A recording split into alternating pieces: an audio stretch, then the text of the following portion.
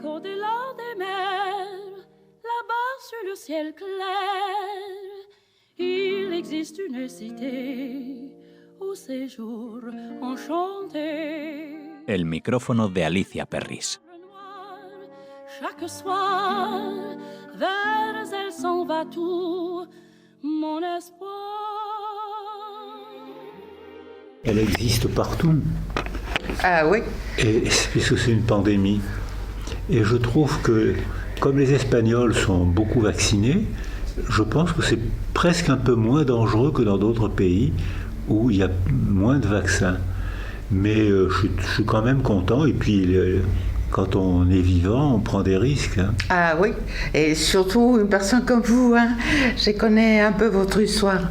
On va en parler. Vous êtes né à Bordeaux, vous avez encore l'esprit du sud, du soleil, malgré toutes les contraintes de votre histoire personnelle. Parce que vous parlez beaucoup du climat, du milieu, de l'influence sur les êtres humains, de l'environnement. Le pregunto si el sur, como él nació en Burdeos y es tierra de sol, del sur de Francia, tiene todavía mucha influencia para él. Alors oui, les découvertes neurologiques récentes montrent que le milieu affectif, physique, climatique, même l'altitude joue un rôle beaucoup plus grand que ce qu'on croyait sur le développement physique et mental. Par exemple, on sait qu'une femme qui habite en haut de l'Everest, elle fait sa puberté à 20 ans. Et elle met au monde des bébés qui sont tout petits. Alors que la même femme, quand elle descend dans la vallée en bas de l'Everest, la même femme, elle fait sa puberté à 13-14 ans et elle met au monde des bébés beaucoup plus gros. C'est la même femme. Nos dice el maestro Cyrulnik que la misma mujer, que por supuesto que el medio y el ambiente es fundamental, que la misma mujer en el monte Everest va a tener su pubertad a los 20 años y que bajando al valle lo va a tener mucho antes. Es decir, que está clarísimo la encrucijada que representan el clima, el ambiente y demás. Vous avez parlé beaucoup dans ce livre des âmes et des saisons, aussi de la résilience, une idée de John Bowlby. Digo que hable de su concepto de la resiliencia tomado de John Bowlby. Alors oui, le virus nous a démontré a fait presque une expérimentation sur la résilience. Ceux qui, avant le virus, avaient acquis des facteurs de protection, une bonne parole, une bonne famille, des bons diplômes à l'école, ils n'ont pas souffert du virus. Et ceux qui, avant le virus, avaient acquis une mauvaise parole, un petit diplôme à l'école, des petits métiers mal payés, ont beaucoup souffert du virus. Ce qui fait que l'inégalité sociale a été aggravée par le virus. Donc c'est une démonstration expérimentale qu'on doit donner à nos enfants le plus de facteurs de protection possible, affectifs, verbaux et culturels. Avant les catastrophes, avant l'arrivée des catastrophes. Qui arrivera. Oui, sûrement. Celle-ci, une autre ou une autre. Oui, le pregunto que de la resiliencia, como decía, entonces él explica que es fundamental, que se ha visto de una forma experimental con la pandemia del COVID, que las personas que tenían un buen trabajo, un buen manejo de la palabra en sentido amplio y unos buenos estudios han sufrido muchísimo menos el contagio y el virus que las personas con escasos estudios, un trabajo malo, nulo, mediocre o que no existía, y entonces hay que preparar a la gente porque es una causa de desigualdad social claramente, lo que estamos hablando. Vous êtes un enfant juif rescapé de la rafle de 1944. Vos parents sont morts en déportation. Combien de vous y a-t-il des Cyrulnik et combien de Jean Laborde? Ce petit enfant, vous, à qui on a donné un nom plus classique pour fuir les persécutions antisémites à l'époque. Le pregunto cuánto hay de Cyrulnik y cuánto de Jean Laborde, este nombre que le habían puesto para disimular sus orígenes judíos en las persecuciones sobre todo de la redada de 1944 y todo el periodo nazi en Francia. Alors, Cyrulnik, c'est un nom russe qui veut dire barbier, barbero. Oui, ou coiffeur. Coiffeur. Oui. Coiffeur barbier. Oui. Oui, il faisait tout. Et, voilà. Et les dents aussi. Et puis il faisait les prises de sang. Oui. Et mes parents venaient de Pologne et d'Ukraine. La maman. La maman était polonaise. Polonaise et de Łódź. Et quand ils sont arrivés à Bordeaux, c'était en 1936, et je crois que j'ai été conçu un soir de Front Populaire. Je crois. Oh, ça c'est important. Donc à gauche, vous êtes conçu à gauche. Voilà. Oui. Mais ensuite il y a eu la guerre, et quand j'ai été arrêté, j'ai compris qu'on voulait me tuer. J'ai été arrêté par des Français de Gestapo, ouais, armés, et la synagogue de Bordeaux était transformée en prison. Et je me suis évadé en me cachant sous le corps d'une dame espagnole qui avait fui le franquisme, ouais, et pour venir en France, mais comme elle était juive, elle a été arrêtée en France. 2 fois. 2 fois. À cause d'être républicaine et juive. Voilà. Bueno, le pregunto entonces que me explique qué hay del niño, el niño Jean Laborde y Cyrulnik, me explica los orígenes de su madre y de su padre, y que su apellido significa barbero, peluquero, y que también hacían tomas de sangre, etc. Y que cuando llegaron a París él fue concebido seguramente durante el Frente Popular. Entonces le comento, entonces usted ha sido concebido a la izquierda, y se ríe. Y bueno, que cuenta una historia que es bastante conocida y muy terrible, que se pudo salvar debajo del cuerpo de una española fallecida que había huido de España en la guerra civil, y entonces yo le digo, entonces la castigaron 2 veces porque era judía, y porque huía de la guerra civil, y me dice que sí. Vous avez reçu la Légion d'honneur, publiée presque 20 livres ou plus, et vendu des millions d'exemplaires. Cela pourrait se vivre comme une forme de compensation, s'il y en a la posibilité. Le pregunto, que le digo que escribió más de 20 libros, que tiene la Legión de Honor, que ha vendido millones de ejemplares, y que si esto se podría vivir como una compensación de lo anterior, si hubiera esa posibilidad. Alors, la compensation, c'est de modifier la manière de s'occuper des enfants. C'est ça la vraie compensation. Avant, on laissait les enfants se développer tout seuls. Et maintenant, dans la culture moderne, les enfants se développent très mal. Donc si on peut, grâce aux théories de la résilience, si on peut réorganiser autour des enfants un milieu qui les sécurise, c'est ça la vraie compensation. Et en France, il commence à y avoir des réformes sur les 1000 premiers jours, et je sais que les Espagnols vont faire ces réformes aussi. Et vous en faites partie d'une association assemblée des experts qui travaillent là-dessus. Alors le président de la République, Macron, m'a nommé président de la commission qui a proposé les réformes pour l'éducation des enfants, des petits-enfants. Et le Sénat en France a accepté, et la réforme a commencé il y a 3 semaines. D'accord. Le pregunto esto de si es una compensación, pero él retoma de una forma su preocupación por los niños, por la educación de los niños, y dice que que los niños ahora están solos, que están dejados y que es fundamental para la resiliencia dotarlos de un medio securizante, es decir, que les dé seguridad, que los empatía también, y que es la única manera de hacer algo positivo, y que él forma parte, él es el presidente de una comisión que organizó el presidente Macron, que está ya funcionando y que también probablemente se haga en España para la atención de los niños pequeños de los 1000 primeros días. Vous avez parlé de l'éloge de la différence. Considérez que l'incertitude est créatrice, qu'il faut chercher un nouveau schéma et vous le faites toujours avec un sourire, un sens de l'humour évident au fond de vous. Le digo que él ha hablado del elogio de la diferencia, considerado que la incertidumbre es creadora, que hay que buscar un nuevo camino y que siempre lo hace con una sonrisa en los labios y muy en el fondo, ¿no?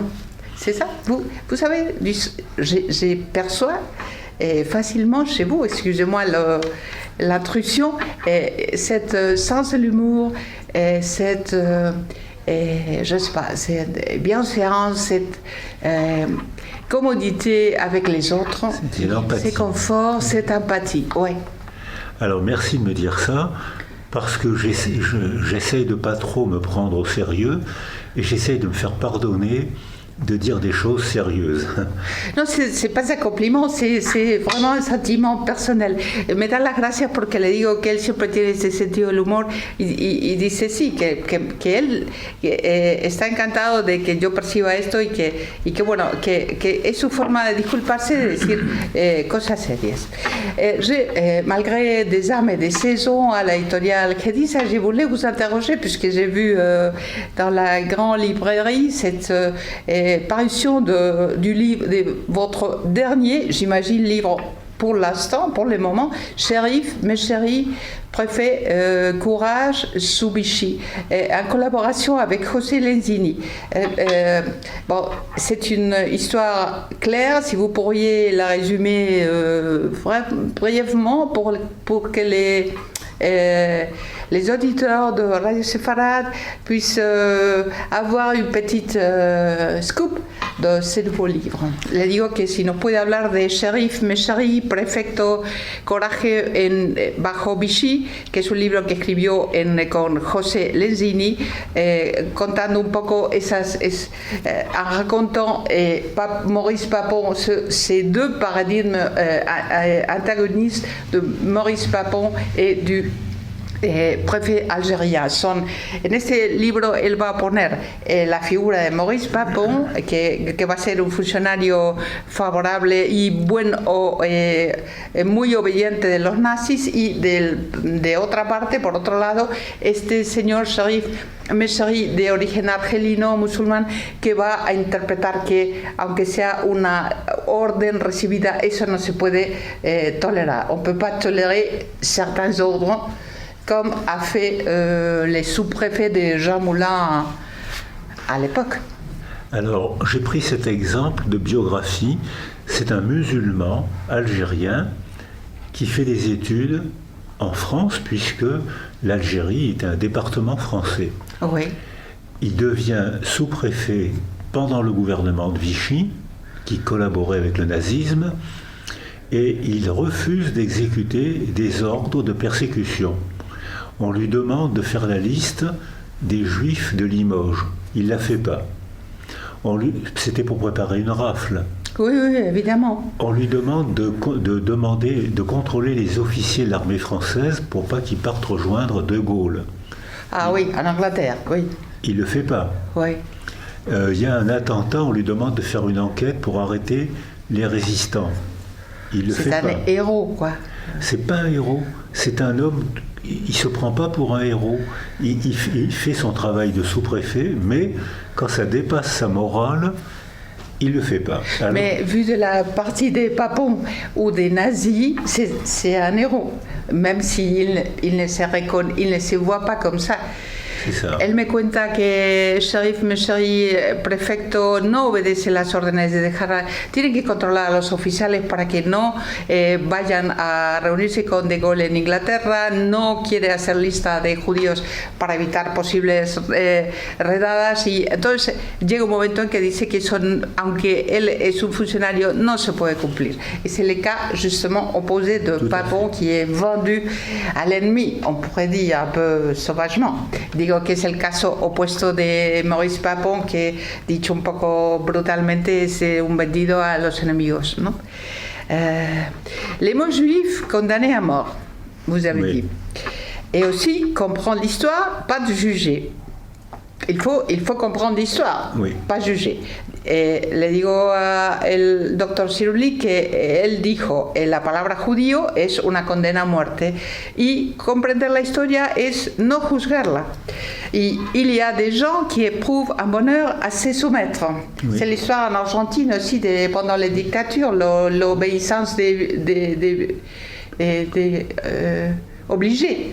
Puisque les soldats disaient qu'on les avait donné l'ordre de... C'est ça. On leur avait donné l'ordre de tuer, de massacrer. Je n'ai fait qu'obéir. C'est ça. Je ne suis pas coupable. Sí, la vieja historia también de las dictaduras argentinas y sudamericanas cuando los soldados tuvieron que dar cuenta de lo que había pasado en esos años negros, dijeron, solo he obedecido, nada más. C'est Milgram aussi, c'est l'expérience de Milgram. Es la experiencia de Milgram, famosísima, ¿no? Sobre la obediencia. Alors l'expérience de Milgram a été faite pour essayer de répondre à votre question, jusqu'où doit-on obéir? Et Milgram montre que 65% des gens acceptent d'obéir jusqu'à infliger des tortures à quelqu'un d'autre. Et il n'y a qu'une personne sur 3 qui fait comme shérif. Je n'irai pas plus loin, je ne peux pas aller plus loin. Donc ça veut dire que c'est une manière de Maurice Papon devancer les ordres. Il a fait arrêter les enfants, ce que les Allemands ne demandaient pas. Il a fait arrêter les Juifs français, ce que les Allemands ne demandaient pas. Et il a bouclé le quartier pour empêcher les Juifs de s'échapper. Alors que Shérif Mechri reçoit l'ordre de faire la liste. Y la fait pas. Lo que dice es que hablamos del experimento Milgram, conocido de psicólogos y otros estudiosos y periodistas, porque se midió en laboratorio hasta qué punto una persona podía pasar la frontera en la que se comenzaba a hacer daño a personas que estaban recibiendo descargas eléctricas. Y solo 1 de cada 3, el 75% de las personas dijeron, 1 de cada 3 se negaron a hacer esto. Y entonces insiste en que Papon no solo obedeció las órdenes de los nazis, sino que fue más allá, como se dice en español vulgar, rizando el rizo, tomándose la justicia por su mano con los niños y con todo tipo de medidas que excedían las que los propios nazis le habían pedido. También ha dicho el biculturalismo es una fuerza que se puede... Que es porque se puede amar 2 culturas como se ama a su padre y a su madre. Vous avez dit aussi le biculturalisme est une force puisqu'on peut aimer 2 cultures comme on peut aimer le père et la mère. Alors comme on peut aimer 2 langues. Oui. Chaque langue permet de mieux comprendre l'autre langue. Donc quand on compare, on comprend mieux. Oui. Et dans une dictature, on ne peut pas comparer puisqu'il n'y a qu'une seule vérité, c'est celle du chef. Donc la dictature arrête la pensée en imposant une seule vérité, un seul Dieu, un seul chef, une seule vérité. Alors que la comparaison offre un début de démarche démocratique et ouvre la conscience. J'aime mon père qui n'est pas comme ma mère, j'aime une langue qui n'est pas comme l'autre et je m'enrichis de parler 2 langues. Ouais. J'aime 2 cultures qui sont différentes et ça me permet de mieux comprendre ce qui est mieux dans une culture ou mieux dans une autre. Le biculturalisme est une richesse. O el multiculturalismo.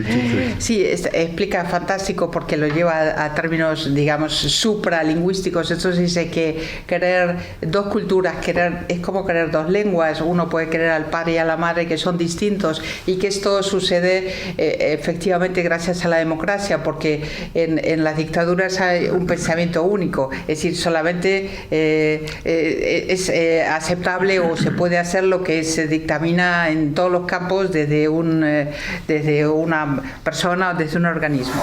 Qu'auriez-vous fait à la place de Shérif Mechri? J'espère que j'aurais réagi comme lui. Je rêve, mais je ne suis pas sûr d'avoir eu cette force. Parce que quand j'ai fait mes études de médecine, on nous apprenait qu'il fallait faire les points de suture très vite et de ne pas donner de médicaments antalgiques aux enfants parce que ça modifiait les symptômes. Comme j'étais en position d'ignorance, j'étais étudiant en médecine, comme j'admirais les professeurs, j'ai appris à faire des points de suture très vite pour moins faire souffrir les enfants. Et aujourd'hui, on fait couler des gouttes d'anesthésie, on les suture en bavardant avec l'enfant souriant. Donc je me suis soumis. C'est pas bien.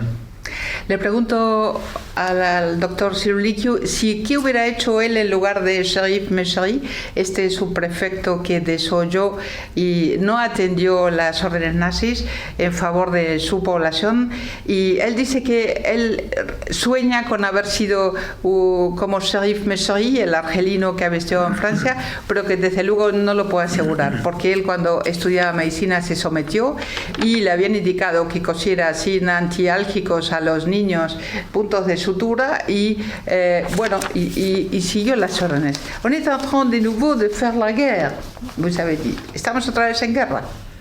De toutes parts, de toute façon, avec tout. C'est pas nécessairement la troisième guerre mondiale, c'est une espèce de guerre endémique. Oui. C'est ça. No es la tercera guerra mondiale, sino una guerra endémica. Et puis, il va y avoir le pays du Proche-Orient et d'Afrique sont en guerre pour des guerres de croyances. Il va y avoir la sécheresse, où des continents, l'Espagne commence à souffrir de la sécheresse. Ouais. J'étais l'autre jour au-dessus de Séville, la couronne verte a disparu. En Algérie, il y a la sécheresse, en Afrique... En Belgique aussi, en France aussi. En France, c'est pas comme avant. En France, assez paradoxalement, c'est la Bretagne qui souffre de sécheresse, oui. Alors que la Provence a encore la neige des Alpes. Oui. En Afrique, des lacs entiers sont évaporés. Oui. Donc ces gens-là vont mourir. Oui. Ils vont venir en Espagne et en France. Oui. Il va y avoir un problème. Qu'est-ce qu'on fait? On voit qu'actuellement, les murs, on reproche aux Israéliens d'avoir fait un mur que les Palestiniens passent tous les jours pour travailler en Israël ou pour se faire soigner en Israël. Actuellement, il y a une trentaine de murs sur la planète et il y en aura encore plus.